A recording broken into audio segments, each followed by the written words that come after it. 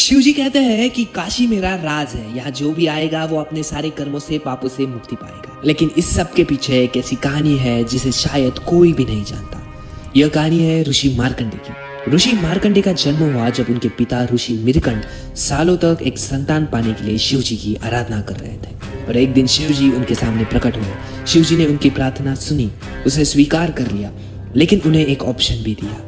शिव जी ने ऋषि मीरकंड से पूछा कि क्या उन्हें एक ऐसी संतान चाहिए जिसकी बहुत लंबी उम्र हो लेकिन वो मूर्ख हो, या फिर एक ऐसी संतान जो बहुत ज्यादा अक्लमंद हो लेकिन उसकी जीवन सिर्फ 16 साल का हो, यानी कि 16 साल होते ही उसकी मृत्यु हो जाएगी। ऋषि मीरकंड ने कहा कि उन्हें एक अक्लमंद संतान चाहिए। शिव जी ने उनकी इच्छा पूरी की और उनकी पत्नी की कोख से जन्म हुआ ऋषि मार्कंडे का।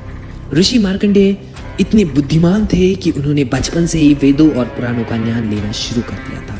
अब जैसे जैसे वो बड़े हो गए, उनका ज्ञान बढ़ता गया और वो एक बहुत बड़े शिव भक्त बन गए थे। उन्हें अपने भाग्य के बारे में भी पता चल गया था और इसीलिए 16 साल की उम्र से कुछ समय पहले ही उन्होंने शिव जी की घोर तपस्या करना शुरू कर दिया। और उनकी निश्चित मृत्यु का दिन आने पर जब यमराज की दूत ऋषि मार्कंडे को लेने आए, तब वो शिव जी के लिंग के तपस्या में मग्न थे। यमदूत ने अपना पूरा जोर लगाकर उन्हें वहां से ले जाने की कोशिश की, लेकिन एक शिव भक्त की भक्ति के सामने उनका जोर कम पड़ गया। पर यह देखकर यमराज खुद मार्कंडे के प्राण लेने आ गए।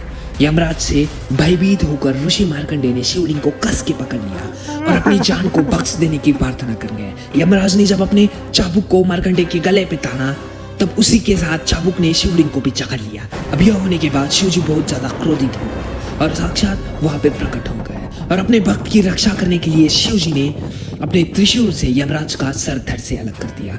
एक शिव भक्त के सामने मृत्यु स्वयं पराजित हो गया। ऋषि मार्कंडे को तो नया जीवन मिल गया, लेकिन यमराज की मृत्यु हो जाने के कारण पृथ्वी पर जीवन और मृत्यु का संतुलन बिगड़ गया।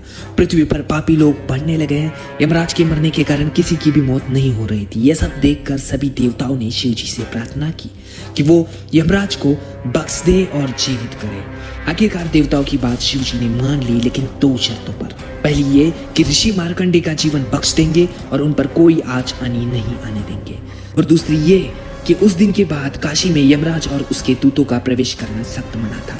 शिव जी ने साक्षात मृत्यु को काशी में प्रवेश करने से मना कर दिया था, जिसकी वजह से जो भी काशी में अपना देह त्यागता उसकी आत्मा यमलोक नहीं जा सकती थी, जिससे उनकी जीवन मृत्यु का जो चक्र था वो वही खत्म हो जाता था।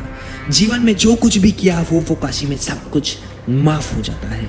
और इस वजह से संसार में बुराई और अराजकता अपनी सीमा पार कर चुकी थी। चारों ओर तबाही मच रही थी और फाइनली सबको रोकने के लिए काशी में प्रकट हुए काल भैरव। तो कौन थे काल भैरव, क्या थी काल भैरव की हिस्ट्री और कैसे बचाई काल भैरव ने काशी, ये हम अगले वीडियो में जरूर देखेंगे। तो चैनल को सब्सक्राइब करने और बेल आइकॉन दबाने मत भूलिए। धन्यवाद।